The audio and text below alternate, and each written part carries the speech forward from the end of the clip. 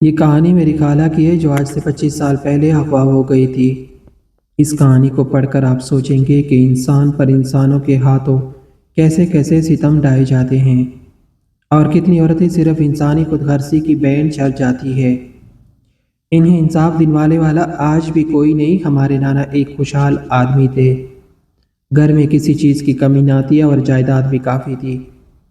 اس لیے بچوں کی پرورش انتہائی ناز و نم میں ہو رہی تھی، مگر گھر کی یہ خوشی اور بے فکری زیادہ دیر تک قائم نہ رہ سکی۔ نانا جان کو اچانک دل کا دورہ پڑا اور انتقال کر گئے۔ میری امی، خالہ اور ماموں چھوٹی عمروں میں یتیم ہو گئے۔ ہماری نانی اس وقت جوان تھی جب وہ اچانک بیوہ ہو گئی۔ 2 بیٹیاں اور 1 بیٹا، یعنی 3 بچوں کی ماں ہونے کے باوجود ان کی شخصیت میں بلا کی کشش تھی۔ وہ بے حد خوبصورت تھی، اتنی کہ 3 بچوں کی ماں ہونے کے باوجود غیر شادی شدہ معلوم ہوتی تھی۔ یہی وجہ تھی کہ بیوگی ان کے لیے بھی عذاب جان بن گئی۔ شوہر کے وفات ہو جانے کے بعد نانی جان پر غم کا پہاڑ ٹوٹ پڑا۔ جب کمانے والا نہ رہا تو خوشحالی کب تک رہتی؟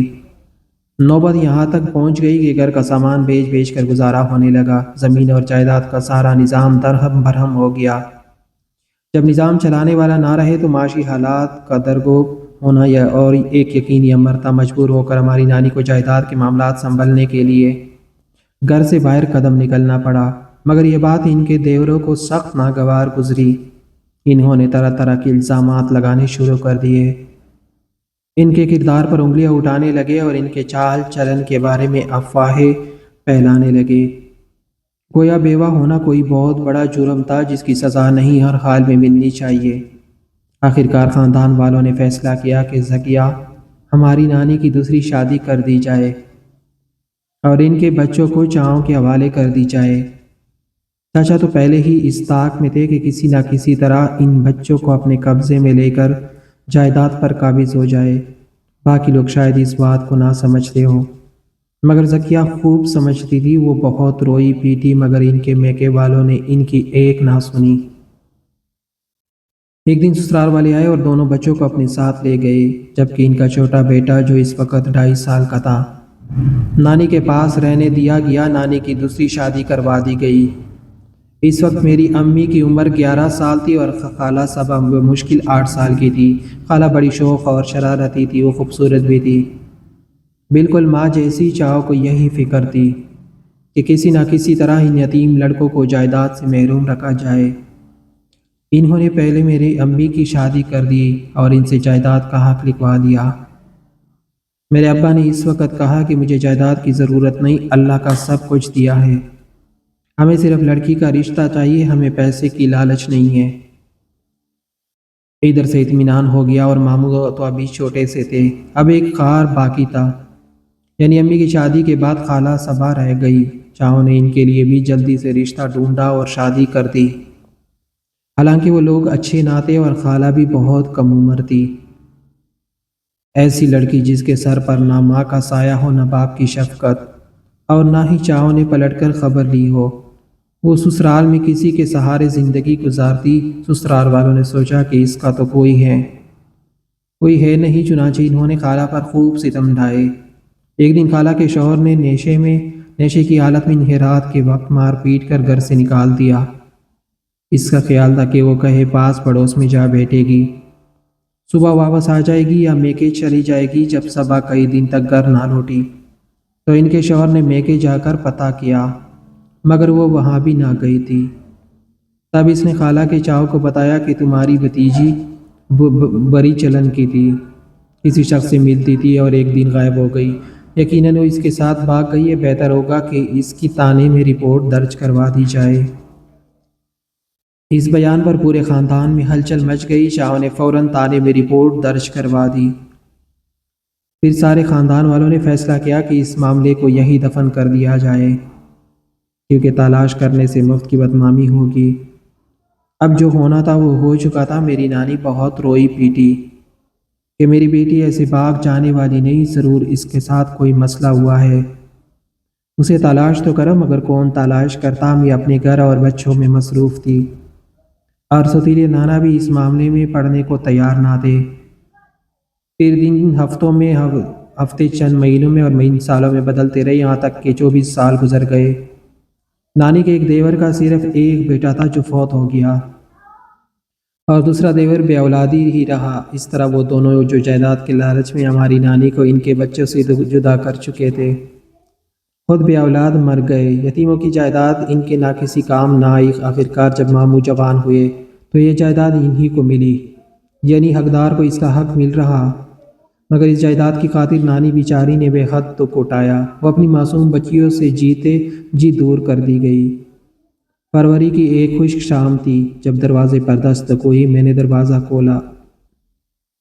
سامنے میں ماموں جان کھڑے تھے۔ امی جان نے پوچھا کیسے آنا ہوا؟ کہنے لگے ہماری کوئی ہوئی بہن کا پتہ چل گیا ہے، وہ ایک دیہات میں موجود ہے۔ ہمارے شہر کی ایک لڑکی کافی عرصہ پہلے گم ہو گئی تھی، جو اسی دیہات میں فروخت کی گئی تھی۔ وہ کسی نہ کسی طرح وہاں سے بھاگ نکلنے میں کامیاب ہو گئی، تو اسی نے آ کر بتایا کہ وہاں ایک عورت موجود ہے جو اپنا اصلی نام صبا بتاتی ہے۔ وہ ہمارے شہر کا نام اور ہمارے رشتہ داروں کے نام بھی لیتی ہے، جو کہ ہمارے ہی نام تھے۔ ماموں جان نے جب یہ سنا تو بے چین ہو گئے۔ انہوں نے امی سے مشورہ کیا تو امی نے بھی کہا کہ کسی عورت یا آدمی کو اس دیہات میں بھیجو، تاکہ یہ تصدیق ہو سکے کہ وہ واقعی ہماری بہن ہے یا نہیں۔ امی اور ماموں نے محلے کی ایک عورت اور اس کے شوہر کو تیار کیا، جن کے عزیز اس گاؤں کے قریب رہتے تھے۔ وہ وہاں گئے۔ پھر وہ عورت صبا خالہ کے گھر کسی طرح پہنچی اور ان کو جا کر ہماری نانی جان کا خط دیا۔ صبا خالہ اپنی والدہ کا خط پڑھ کر بے قرار ہو گئی۔ عورت اور اس کا شوہر واپس آ گئے اور حالات بتائے۔ اب تو ہماری نانی جان رونے پیٹنے لگی کہ میں خود جاؤں گی اپنی بیٹی کے پاس۔ ماموں جان نے نانی جان کو سمجھایا کہ جلدی نہ کرو، پہلے میں خود جا کر تصدیق کرتا ہوں، پھر آپ کو لے چلوں گا۔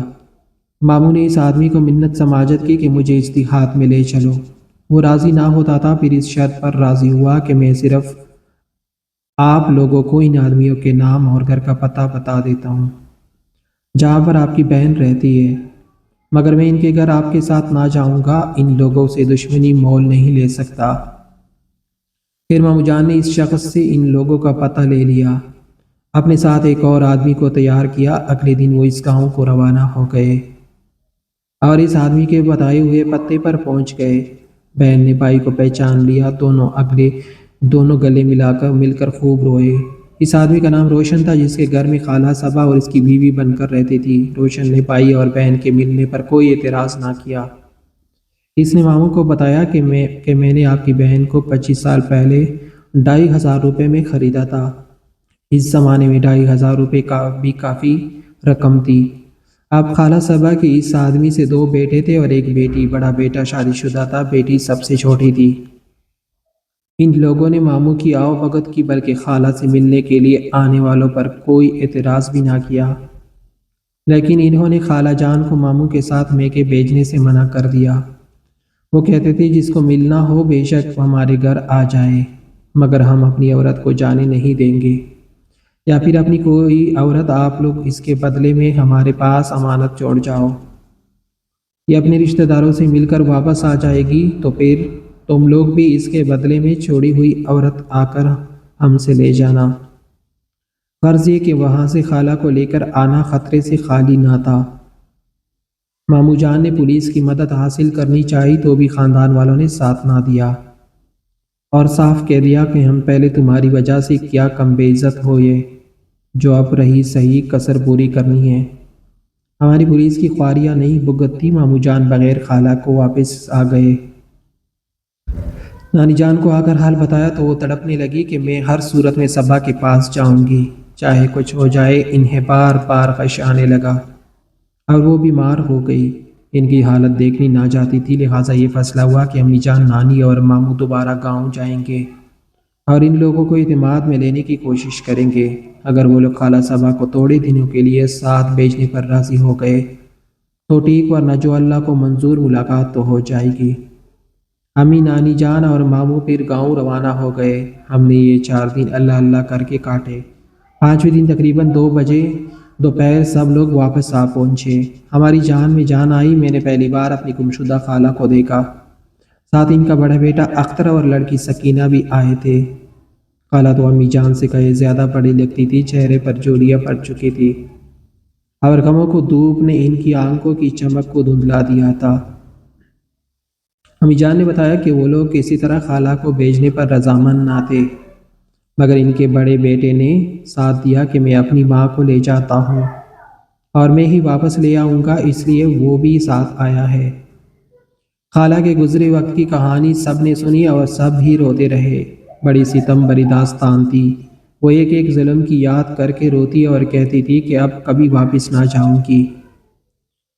اپنوں کی شکلیں تک بھول گئی تھی۔ برسوں پہلے جب پہلے شوہر نے نیشی کی حالت میں رات کے وقت گھر کا دروازہ کھول کر باہر گلی میں دھکا دیا تھا تو خالہ بیچاری ایک جاننے والے کے گھر رات کو پناہ لینے کی خاطر چلی گئی تھی۔ اس عورت کا نام زبیدہ تھا۔ خالہ نے سوچا تھا کہ رات کو زبیدہ آپا کے پاس گزارا کر لوں گی، صبح سوچوں گی کہ کیا کروں۔ خالہ نے بتایا جب میں زبیدہ کے گھر پہنچی اور اس کو ماں کہا تو اس نے گلے سے لگا لیا، بڑی تسلی دی اور خاطر تواضع بھی کی۔ کہنے لگی بے فکر ہو کر یہاں سو جاؤ، میں صبح ہی تم کو تمہارے میکے پہنچا دوں گی۔ صبح اس نے شوہر کو ساتھ لیا اور مجھے تانگے میں بٹھا کر بسوں کے اڈے پر لائی، یہاں سے ہماری لاری میں بیٹھے۔ میں راستوں سے ناواقف تھی، مجھے کچھ پتہ نہ چلا کہ یہ مجھے کہاں لے جا رہے ہیں۔ جب ہم ایک گاؤں میں اترے تو یہ مجھے کسی اور گھر میں لے آئے تھے۔ جگہ معلوم نہیں کون سی تھی، مگر یہ اجنبی لوگ تھے۔ مجھے یہاں چھوڑ کر یہ دونوں میکے میاں بیوی غائب ہو گئے۔ میں نے رونا شروع کر دیا تو ان لوگوں نے مجھ پر بہت سختی کی کہ چپ رہو اور پچھلی زندگی کو بھول جاؤ، کیونکہ ہم نے تم کو رقم دے کر خریدا ہے۔ پھر میرا نکاح زبردستی کر دیا گیا۔ میرا شوہر مجھے ایک دیہات میں لے آیا جہاں اس کے کچھ رشتہ دار پہلے سے رہتے تھے۔ یہ لوگ مجھ سے بہت محنت کراتے تھے، مارتے بھی تھے، کبھی رحم بھی کھاتے تھے۔ میں روتی تھی، کبھی چپ ہو جاتی تھی۔ پھر بچے ہو گئے اور زندگی ایسی ہی گزرتی گئی۔ اب مسئلہ یہ تھا کہ خالہ صبا واپس جانا نہیں چاہتی تھی، وہ واپس جانے پر راضی ہی نہ تھی۔ ماموں اور نانی جان بھی ان کو واپس بھیجنے پر تیار نہ تھے۔ آخرکار ماموں نے کسی طرح ان کے بیٹے اختر کو سمجھا بجھا کر چلتا کر دیا۔ سکینہ نے بھی ماں کو چھوڑ کر واپس جانے سے انکار کر دیا۔ اختر کو بہت غصہ آیا۔ جاتے جاتے وہ یہ دھمکی دے کر گیا کہ میں اپنی ماں کو واپس لے کر جاؤں گا یا تم لوگوں سے بدلہ لے لوں گا۔ ماموں جان وکیل کے پاس گئے تاکہ قانونی تحفظ حاصل کر سکے۔ اس نے کیس کا مشورہ دیا اور ماموں نے ان لوگوں پر کیس کر دیا۔ چند مہینے اس طرح گزر گئے۔ خالہ صبا کبھی نانی جان کے پاس رہتی، کبھی امی جان کے پاس، تو کبھی میرے ماموں اور ممانی کے گھر رہتی۔ مگر حالات کی ستم ظرفی دیکھیے کہ جلد ہی تمام رشتہ داروں کے رویے بدلنے لگے۔ سب خالہ صبا کو طنز کا نشانہ بنانے لگے۔ سکینہ الگ پریشان رہتی۔ رشتہ دار مشورہ دے دیتے کہ سکینہ کی شادی کر دو اور خالہ صبا کی بھی کہیں شادی کر دو تاکہ وہ لوگ آ کر انہیں پھر نہ لے جا سکے۔ پہلے خاوند کے پاس گئے، وہ نیشے میں ادموا ہو کر زندہ لاش بن چکا تھا۔ اس نے خالہ کے حالات میں دلچسپی نہ لی۔ امی جان اپنے معاملات میں الجھی ہوئی تھی، ممانی بھی خالہ کی پرواہ کرنے پر تیار نہ تھی۔ نانی جان بوڑھی ہو کر خود ایک ذمہ داری بن چکی تھی۔ ان دو عورتوں کا بوجھ خاندان والوں پر بڑھ گیا۔ السلام علیکم۔ اب سبھی خالہ اور اس کی بیٹی کا بوجھ سمجھنے لگے۔ اس دوران ایک مرتبہ میں ماموں کے گھر گئی تو خالہ نے رو کر مجھے کہا، نجمہ اللہ کے واسطے تم ہی ان لوگوں کو بچاؤ کہ اب میری اور شادی نہ کرے، مجھے بوڑھی کھڑیوں کو مذاق نہ بنائے، میری عمر اب شادی کرنے کی نہیں رہی۔ وہ رو رو کر کہتی تھی کہ میں ساری زندگی ان لوگوں کی خدمت کر کے گزار لوں گی، مگر ان کو کہو کہ میری شادی نہ کرے۔ ان کی باتیں سن کر مجھے بہت دکھ ہوا، مگر یہ کیا کر سکتی تھی، صرف تسلی ہی دے سکتی تھی۔ میں نے کہا خالہ آپ فکر نہ کریں، یہ لوگ آپ کے اپنے ہیں، کوئی دشمن تو نہیں ہے، یہ لوگ وہی کریں گے جو آپ کے حق میں اچھا ہوگا۔ اس دوران خاندان میں مختلف رشتہ دار زیر بحث لائے جانے لگے۔ آخرکار ایک رشتہ پسند کر لیا گیا۔ اس آدمی کا نام منیر تھا۔ پہلی بیوی وفات پا چکی تھی اور اولاد بھی جوان تھی۔ گھر بار چلانے کے لیے ایک عورت کی ضرورت تھی۔ اس سے ماموں نے خالہ صبا کا نکاح پڑھوا دیا۔ اس نکاح کی تقریب میں ہماری امی جان نے بھی شرکت کی۔ واپس آ کر امی جان نے بتایا کہ آدمی تو بس ٹھیک ہی لگتا ہے، اب بھاگی صبا کی قسمت، اب خالہ کی شادی کو سال ہو چکا ہے ہم لوگ ابو ظبی آ چکے ہیں، خالہ کی بیٹی بھی ان کے ساتھ رہتی ہے۔ یہ دونوں ماں بیٹی نئے گھر میں کس حال میں ہیں اللہ جانے، لیکن مجھے تو جب بھی خالہ جان کی زندگی یاد آتی ہے دل میں ایک خلش سی پیدا ہوتی ہے۔ سوچتی ہوں پاس عورت ہے کتنی بد نصیب ہوتی ہے جن کو عمر بھر چین سے جینا میسر نہیں آتا، جیسا کہ ہماری خالہ صبا ہے زندگی کے 25 سال انسانی خود غرضی کے بین چڑھ گئے۔